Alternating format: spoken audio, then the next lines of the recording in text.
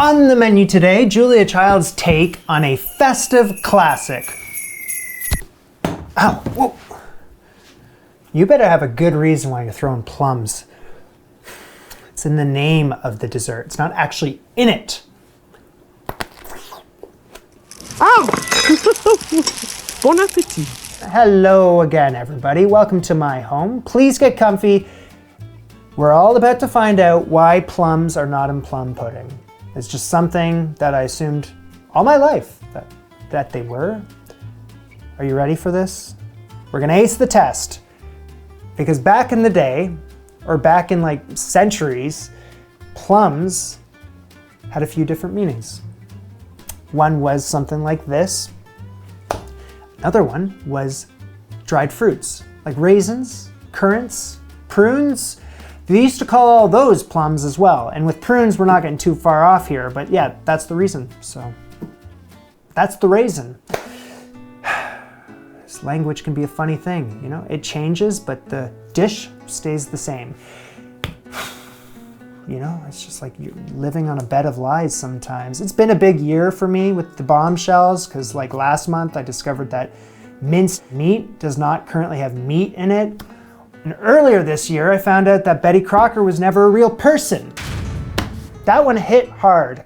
Life's a trip. Today's recipe comes from Julia Child, who was real, and her cookbook, The Way to Cook. So I've been saving this recipe for a Christmas like now. It's a glorious plum pudding for Christmas, and what Julia has done here is taken the bones of a recipe from a Mrs. Beeton, Isabella Beeton, who was like a, think like an 1800s Martha Stewart type. Oh, what's this? I have her book right here, Beeton's Book of Household Management. It is a facsimile of the first edition, and I bought it off eBay, and then I opened it up and all the glue started to crack off the spine, and I was like, okay, well, it's not worth the trouble. But the plum pudding recipe that Julia's talking about is actually in this book. The glue. Anywho, I'll stick with the recipe in this book. She's made just a couple tweaks. Yeah, so this is essentially a Julia Child version of a Mrs. Beeton joint. And then I'm here also. Let's get to work. I gotta start off making some breadcrumbs. So I have a homemade type of white bread here. It was a loaf that I bought at discount at the store because it was nice and stale. And then I left it on the counter overnight just to make it even more stale. And now I'm gonna dry it out in an oven set to 250 degrees Fahrenheit for like 20 minutes per side. That's what I'm thinking. Ooh. Got the dried out bread. Probably was in there for like a minute or two, or like 5 minutes too long, but I don't think it's gonna matter one iota. Beam in the whiz kid. Thank you. So why using a food processor for a recipe from way back when? Because Julia says it's cool.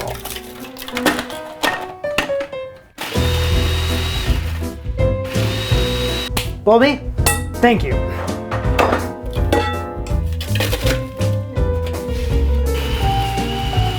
I think that was like the most perfect amount ever, which I needed 3 cups worth.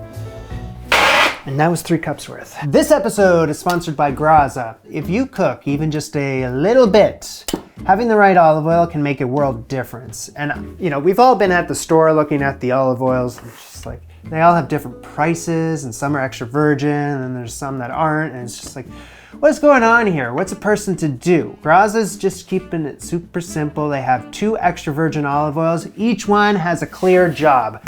The sizzle. This one's made for everyday cooking. Roasting, sauteing, searing, all the stuff that happens on the stove or the oven or on the heat. This is the one. Then there's drizzle. This is their finishing oil. You put it on pasta, pizza, salads, sandwiches. The oils are always fresh, single origin, single varietal. That means no blends, no mystery olives, nothing weird added. It's just really good olive oil. With the signature squeeze bottles, whoa, step aside. Now there's glass bottles. So if you want to try Graza, you get 10% off using my code, which is linked in the description, or scan the code right there. Thank you, Graza. Back to work. So into the food processor goes my plums. Here is a cup of currants, a cup of golden raisins. She calls them yellow raisins. Are they the same thing? Today they are. And then a cup of raisins, dark raisins, using the Thompson. So I need to get these all chopped up, and I'm hoping the Whiz Kid will assist with that. You couldn't have done a worse job if you tried. This is not gonna work, is it? You know what? I added too many. So when it comes to the food processor, I think less raisins is more. Beautiful. Okay, that works. All right, so I blitzed half of the raisins into like this paste, and then half of them are just chopped. It's completely unintentional, but now I'm thinking that might have been a really cool move because I have two different textures of raisins going on in here. The ones that are a paste are gonna really bind that thing together. I think that was a happy accident. 1 1/3 cup of sugar, half a teaspoon of nutmeg, half a teaspoon of cinnamon, half a teaspoon of mace. Okay, so you wanna toss it all together, but the raisins aren't tossing, so just sticking together like a blob. Come on, raisins, play ball. I add in 8 ounces, 2 sticks worth of melted butter. Just working with those raisins for a bit until they start cooperating, but once they do, everything comes together.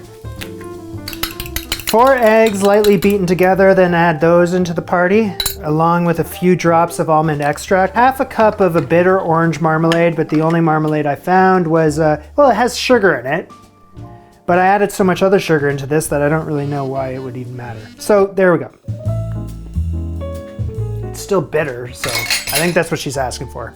So let's give that a good mix. Want to make sure that there's no raisins in here clumped together. They've all broken up into the mix. So here is the dealio. I haven't mentioned this yet today, but this is a dessert that is steamed, just fully steamed. And I don't believe I've ever made a dessert that is just like on this level of steamness. Yeah, I'm gonna be using my steamer, duh. This is my steamer attachment for my pot. What I'm gonna do is just fill this up with water. I need a mold for my pudding. I'm thinking the glass bowl. Yeah, that was the one I was thinking, good. So of all the things I have in my kitchen, I think this is gonna be best suited to act as my plum pudding mold because I want it to look like the photo in the cookbook. Tightly pack that down. Now looking at the cookbook photo, the plum pudding is much darker than what I have here, so maybe it darkens while it steams. I don't know. I don't know. So in the pot that's full of water, I add the steaming attachment. Gotta add enough water that it comes 1/3 of the way up this mold. Oh, it is leaking at the sides. Okay, so that's... Oh, Mrs. Beaton, I'm so sorry. So, she didn't get wet, don't worry. The issue that I knew I was gonna run into, but I proceeded anyway, is that I need the water to come 1/3 of the way upside this mold here, but adding too much water means that it leaks at the side where the pot and the steamer attachment meet. That's as high as I can fill it, which is about 1/4 of the way up the mold. So I'm gonna cover it up and I'm gonna bring this all to a simmer and then let it steam for 6 hours.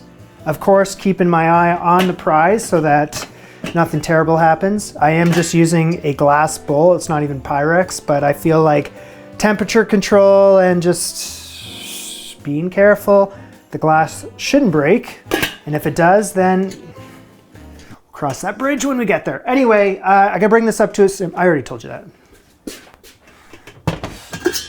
And that's the simmering. Good.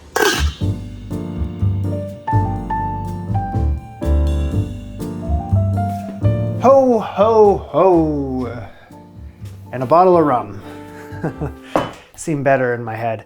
So, it has been 6 hours since you last saw me. Well, no, actually, because I had this hanging at room temperature for the last hour and a half. So that's 7.5 hours later. And, well, it's an all-day affair to make plum pudding. So we're gonna make this thing called zabaione sauce. An Italian foamy sauce for puddings and warm fruit desserts.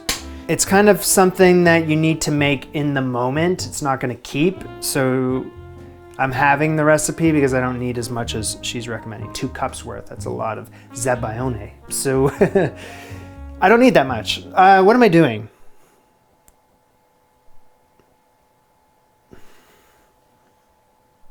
Three tablespoons of rum, 3 tablespoons of a dry white vermouth. Now I'm splitting this recipe in half, so I had to do some math here to figure it all out. It says 1 large egg, but I figure if I use 1 medium egg and an egg yolk,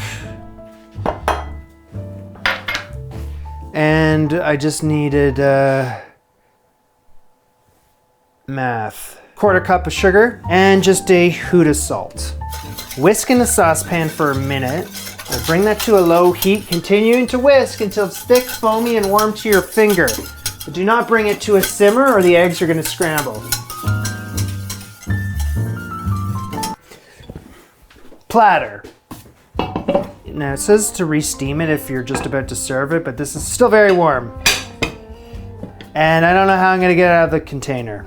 How am I going to get out? Hello? Oh. Okay, there's a little piece that broke off the top. It got stuck to the mold there, but I just kind of, there you go. You would never know. She's suggesting decorating your plum pudding with a sprig of holly, but I have leftover rosemary from the Yule log, and I think that's the ticket right there. Order up.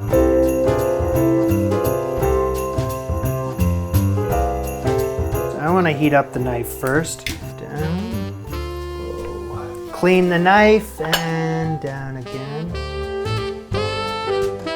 Hey.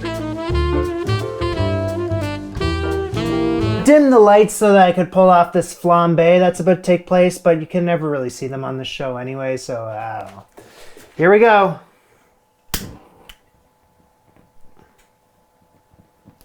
Do you see it? Because I see it. It's on fire. It's on fire. Woo! Did you see that? Did you get it? It happened. It's still happening. Okay, and then the zabaione sauce can go, I don't know. Whoa. Yeah, that's good. I'm not crazy about boozy desserts typically, but this is a good one. That being said, I think I want to slice without the booze to appreciate everything else I did. That looks nice. I preferred this much more without the flambe soaked rum in it and the zabaione sauce, which had alcohol in it too. It was just, I thought it took away from everything else that I was enjoying with this fresh plum pudding. Holy hell, it is dense. I'm full. I thought I could have a second slice, but it turns out that catches up with you. Okay, gotta say that I really enjoyed the plum pudding a lot, and I was kind of hesitant at first because it's, you know, a raisin dessert. Yet again, back in the day, they loved their raisins. But steaming that thing the way that I did, it just made the raisins all nice and soft, and then there was a couple different textures of raisins in there with the chopped ones, and then kind of the pasty thing that I did, and yeah, sometimes it resembled like a date, and I like dates a lot more than raisins. See, the amazing thing about this dessert is there's no flour or anything like that. That is structurally sound because of the breadcrumbs. I don't think plum pudding is meant to be enjoyed on a hot summer day. It is ideal for something like right now, cold and snowy and yeah, around the holidays. A fluffy cake, it is not. It's dense and dark and warm. And I liked it. That's it. That's all for 2025. I will see you right here, 2026. Thanks for keeping me company while I cook, whether it was a success or a failure or everything in between. It's been a blast. This was Jamie and Julia. Bon appetit. Au revoir. Ah! Bon appétit.